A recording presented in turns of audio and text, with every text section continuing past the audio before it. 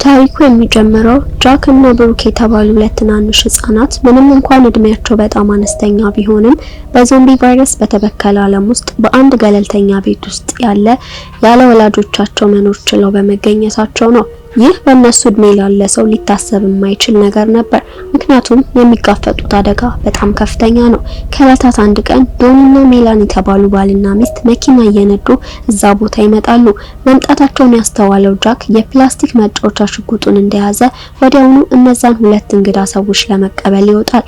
ሆኖም ዶኒ ወላጆቹ የት እንዳሉ ሲጠየቅ ጃክ ምንም ላለመናገር ይመርጣል። በዚህ ምክንያት ዶኒ ዝም ብሎ ፈገግ ካለ በኋላ ቆይቶ እንደሚመለስ ተናግሮ አካባቢውን ለቆ ይሄዳል።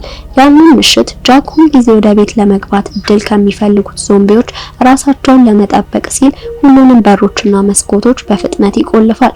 ሁለቱ ህጻናትም ያንን ምሽት ያለምንም ችግር ያሳልፋሉ። በማግስቱ ጠዋት ጃክና ብሩክ የተለመደውን ተግባራቸውን ያከናውናሉ።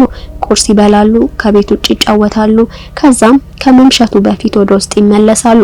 ሆኖም ከጥቂት ቀናት በኋላ ከቤት ውጭ እየተጫወቱ ሳለ ዶኒና ሜላኒ ተመልሰው ይመጣሉ።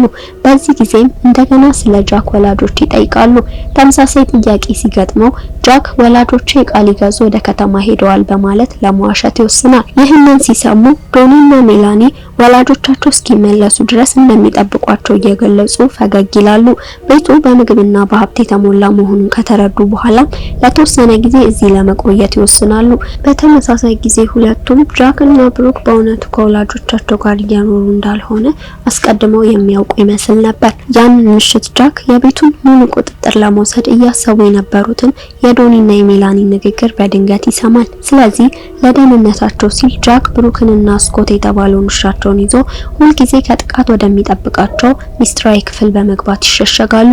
በማግስቱ ጠዋት ቁርስ እየበሉ ሳለ ዶኒና ሜላኒ ልክ የቤቱ እውነተኛ ባለቤቶች ይመስል ባህሪ ማሳየት ይጀምራሉ።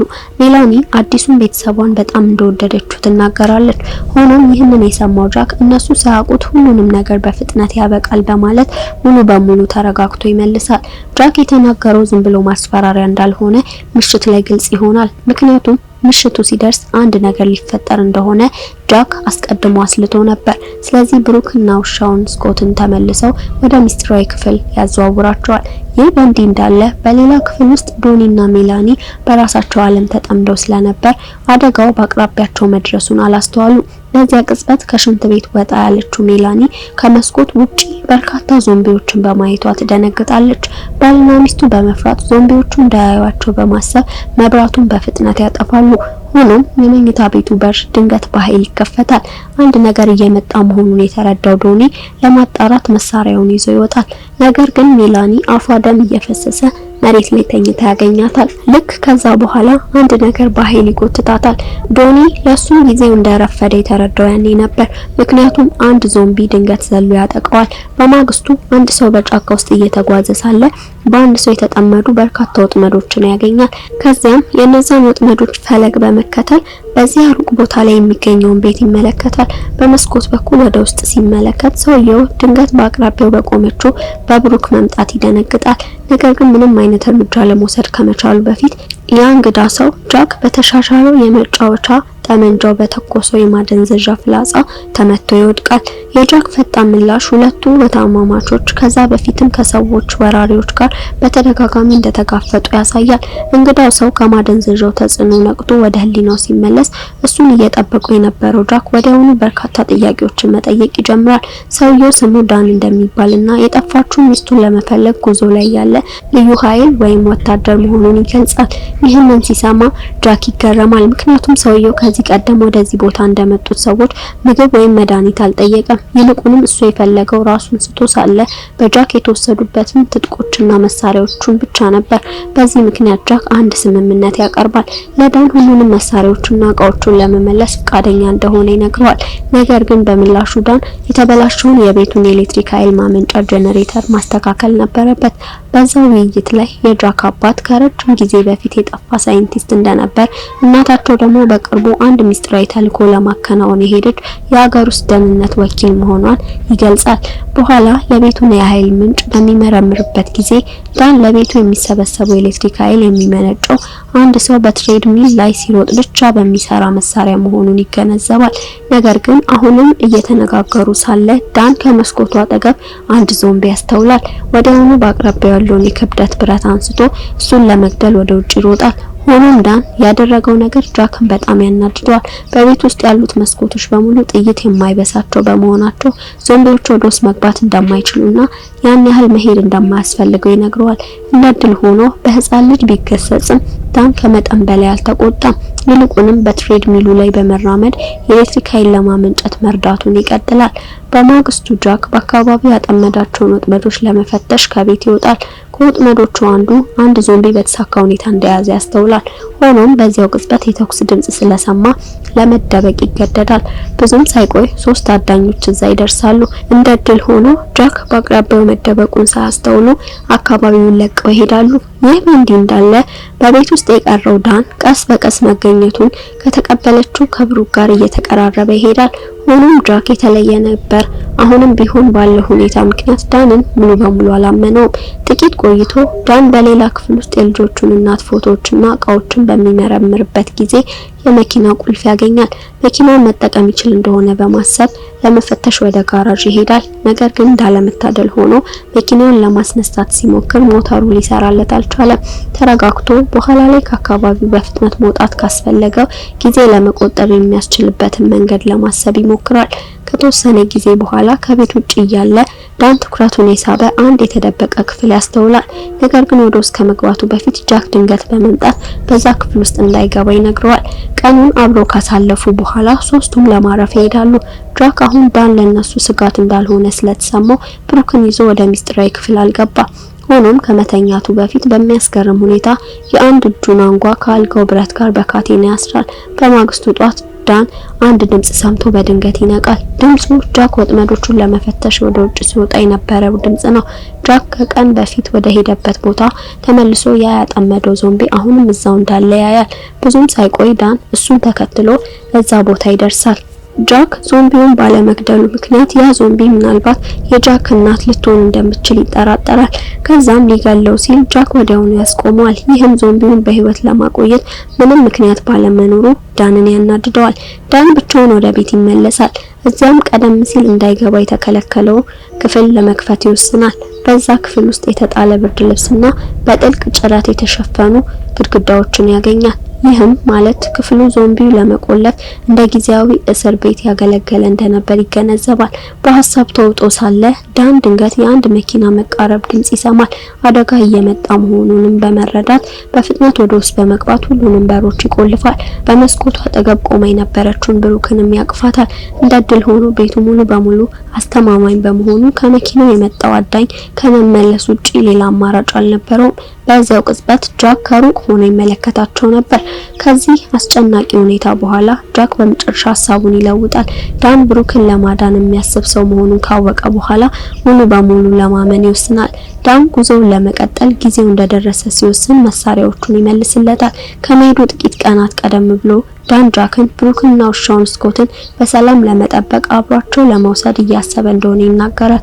እንደዚህ ባለ አደገኛ ቦታ ላይ ጥሏቸው ለመሄድ ልቡ እንደማይፈቅድለት ይገልጻል። ሆኖም ጃክ ከመመለሱ በፊት በብሩክ ጩኸት ይደነግጣል። ሲያጣሩ እነዛ የቀድሞ አዳኞች ተመልሰው መጥተው ልጅቷን ታጋች እንዳደረጓት ይረዳል። በከፍተኛ ውጥረት ውስጥ እያሉ ድንገት በተተኮሰ ከባድ ጥይት በፊታቸው የቆሙት 3ቱ አዳኞች ተመተው ወዲያውኑ ሲወድቁ ዳን ይደነግጣል። ጥይቱ የመጣው በመጨረሻ ወደ ቤት ከተመለሰችው ከልጆቹ እናት ነበር። ሆኖም በተኩሱ ልውውጥ ወቅት ዳን በአንዱ አዳኝ ጥይት በአጋጣሚ ስለተመታ ራሱን ስቶ ይወድቃል። ከጥቂት ሰዓታት በኋላ ዳን እግሮቹ ታስረው ይነቃል። ሆኖም የቀረው አካሉ ምንም አልተጎዳም ነበር።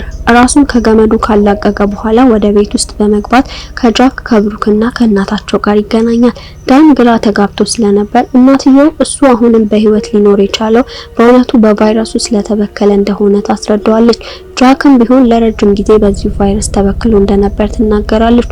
በቫይረሱ የተበከሉ ሰዎች ብዙውን ጊዜ ሙሉ የአንጎል ስራቸው አጥርተው ረሃባቸውን ለማርካት በደመ ነፍስ ብቻ እንደሚንቀሳቀሱ፣ ነገር ግን በአንዳንድ አስገራሚ ሁኔታዎች የተበከለው ሰው አእምሮ ልክ እንደ መደበኛ ሰው ሙሉ በሙሉ የሚሰራበት ብርቅዬ ሁኔታ እንዳለ ታስረዳለች። ይህ ብርቅዬ ሁኔታ ግን የበለጠ አካላዊ ጥንካሬና ከቁስላቸው በፍጥነት የማገገም ችሎታም ይሰጣቸዋል። ዋናው ችግር ግን እነዚህ ብርቅዬ ተላላፊዎች መቼ ቁጥጥራቸውን አጥተው ወደ ሙሉ ዞምቢነት እንደሚቀየሩ በትክክል አለማወቃቸው ነበር። ጃክ እስከዛሬ ለውጡን መከታተል የቻለው በውሻቸው ስኮት አማካኝነት ነበር። ስኮት ለውጡ ከመከሰቱ በፊት የጃክን የሰውነት ጠረን በማሽተት ለውጡን ለመለየት ልዩ ስልጠና ተሰጥቶታል። ጃክ በየምሽቱ እጁን ካልጋው ብረት ጋር በካቴና የሚያስርበት እውነተኛ ምክንያት ይህ ነበር እና ዳን ቀደም ብሎ የከፈተው ሚስጥራዊ ክፍል ጃክ ቁጥጥሩን በሚያጣበት ጊዜ ሁሉ እናቱ የምትቆልፍበት ክፍል ነበር። ብዙም ሳይቆይ የእናትየው የቀድሞ የስራ ባልደረቦች የሆኑ በርካታ ሰዎች ባልተጠበቀ ሁኔታ ይደርሳሉ። ቡድኑን የሚመራው ብሬት የተባለ ሰው ሲሆን እሱም ከአንድ ወንድ ጋር አብራ የጠፋችውን ልጁን ሜላኒን እየፈለገ ነበር። ወደዚያ የመጣው ሜላኒ ወደዚህ ቦታ መታ ሊሆን ይችላል ብሎ ስለጠረጠረም ነበር። ሆኖም ለጥርጣሬው ምንም አይነት ማስረጃ ማግኘት ስላልቻለ ከሰዎቹ ጋር ለመውጣት ይገደዳል። ያንን ምሽት እናትየው በአካባቢያቸው ያለው ክልል በብሔራዊ ደህንነት ኤጀንሲ ቁጥጥር ስር መሆኑን ለዳን ታስረዳዋለች። ኤጀንሲው የዞምቢ ቫይረስ ወረርሽኝ መምጣቱን ከረጅም ጊዜ በፊት አስቀድሞ ተንብዮ እንደነበር እናም በዚህ ምክንያት ሰዎች እንዲኖሩባቸው ገለልተኛ በሆኑ ቦታዎች ላይ በጠንካራ ቁሶች የተገነቡና ራሳቸውን የቻሉ የኃይል ስርዓቶች የታጠቁ በሺዎች የሚቆጠሩ ተመሳሳይ ህንጻዎችን በሚስጥር እንደገነባ ትገልጻለች። ዳን ይህንን ሲሰማ ኤጀንሲው በሺዎች የሚቆጠሩ ሚስጥራዊ መጠለያዎችን በመገንባት ላይ ከማተኮር ይልቅ ለህዝቡ አስቀድሞ ማስጠንቀቂያ መስጠት ነበረበት ብሎ ስላመነ በጣም ይናደዳል። በኋላ ላይ ለመሄድ ሲዘጋጅ እናትየው ጃክ በእውነቱ ከተወለደ ጀምሮ የልብ ህመም እንዳለበት ታጋራዋለች። ከተወለደ ጀምሮ ከ3 ዓመት በላይ እንደማይኖር ተተንብዮበት ነበር። ሆኖም የዞምቢ ቫይረስን ለመጀመሪያ ጊዜ በተሳካ ሁኔታ ካገኙት ሳይንቲስቶች አንዱ የሆነው ባለቤቷ ተስፋ ባለመቁረጥ ልጃቸውን ለማዳን መንገድ ፈለገ። በመጨረሻም የዞምቢ ቫይረስን በጃክ ሰውነት ውስጥ በመርፌ በመውጋት ትልቅ አደጋ ለመውሰድ ወሰነ። ይህም ጃክን ልዩ ችሎታ ካላቸው ብርቅዬ ተላላፊዎች አንዱ እንዲሆን አደረገው። እንዳለመታደል ሆኖ በአንድ ወቅት ጃክ ቁጥጥሩን አጥቶ የራሱን አባት በመንከሱ አባቱ ተበክሎ ወደ ዞምቢነት ተቀየረ። እናትየውም ጥቃት ደርሶባት ስለነበር ራሷንና ልጆቿን ለማዳን ባለቤቷን በጥይት መታ ለመግደል ተገደደች። ጊዜ ያለፈ ሲሄድ ዳን ከጃክ ቤተሰብ ጋር ይበልጥ እየተቀራረበ መጣ። ሆኖም አንድ ቀን ውሻው ስኮት ድንገት በከፍተኛ ሁኔታ መጮህ ይጀምራል። ይህም እናትየው ጃክ ወደ ዞምቢነት ሊቀየር መሆኑን እንድትረዳ ያደርጋታል። በዚህ ምክንያት ልጇን በኳራንቲን ክፍል ውስጥ ለመቆለፍ ትገደዳለች። ጃክ አንዴ ከታሰረ በኋላ ከከባድ በሩ በስተጀርባ የሚመጣውን አስፈሪ የመምታትና የመጫር ድምጽ ብቻ ስለምትሰማ ልቧ ይሰበራል። ለአንድ ሙሉ ቀን እናትየውና ዳን ጃክ በፍጥነት እንዲያገግም ተስፋ በማድረግ በሩን በፈረቃ ይጠብቃሉ። በማግስቱ ከቤት ውጪ እየተጫወተች የነበረችው ብሩክ ድንገት መሬት ላይ ወድቃ ስትገኝ ሁኔታው ወደ ሁከት ይቀየራል። በዛ ቅጽበት እናትየው ብሩክም ልክ እንደ ጃክ በተመሳሳይ የልብ ህመም እንደተሰቃየች በፍጥነት ትገነዘባለች። ሆኖም በዚያ አስጨናቂ ቅጽበት ባላቸው ውስን የሕክምና ቁሳቁስ ምክንያት ብዙ ማድረግ አልቻሉም ነበር። የባስ ብሎም በአቅራቢያው የሚገኘው የሚሰራ ሆስፒታል ከነሱ በጣም ርቆ ነበር። ሌላ አማራጭ በማጣቱ ዳን ልክ በጃክ ላይ እንዳደረጉት ብሩክንም በቫይረሱ ሊበክሏት እንደሚገባ ሐሳብ ያቀርባል። ሆኖም እናትየው የጃክ ሁኔታ ሁለተኛ ጊዜ ለብሩክ ላይደገም የሚችል ብርቅዬ ተአምር እንደሆነ ስላመነች ሐሳቡን ወዲያውኑ ውድቅ ታደርጋለች። ስለዚህ በመጨረሻ ብሩክ በቫይረሱ ሳትበከል በሰላም እንድታልፍ ለመፍቀድ ተወስናለች። ከተወሰነ ጊዜ በኋላ ከብሩክ ሞት በኋላ እናትየውና ዳን ጃክ በመጨረሻ ከለውጡ እንዳገገመ ያስተውላል።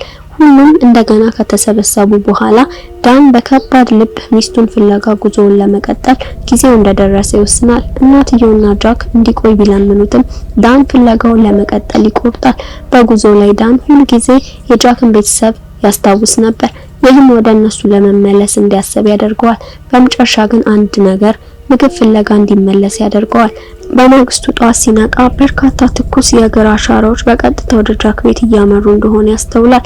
አንድ ነገር ሊደርስባቸው እንደሆነ ስለተሰማው ወዲያውኑ በፍጥነት ይመለሳል።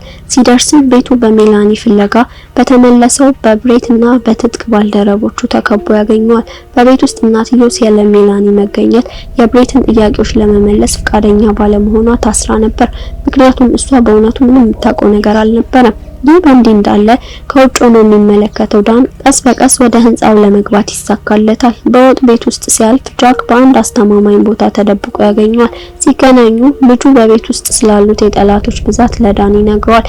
የሚጋፈጣቸው የጠላቶቹን ብዛት ካወቀ በኋላ በኩሽና ውስጥ በሚገኙ እቃዎች በመታገዝ ዳን ጠላቶቹን ማስወገድ ይጀምራል። ልክ እንደ ሞት ጥላ የቤቱ ሳሎን ላይ ሲደርስ ዳን ወዲያውኑ ከብሬትና ከቀሩት ሰዎች ጋር ፊት ለፊት ይገናኛል።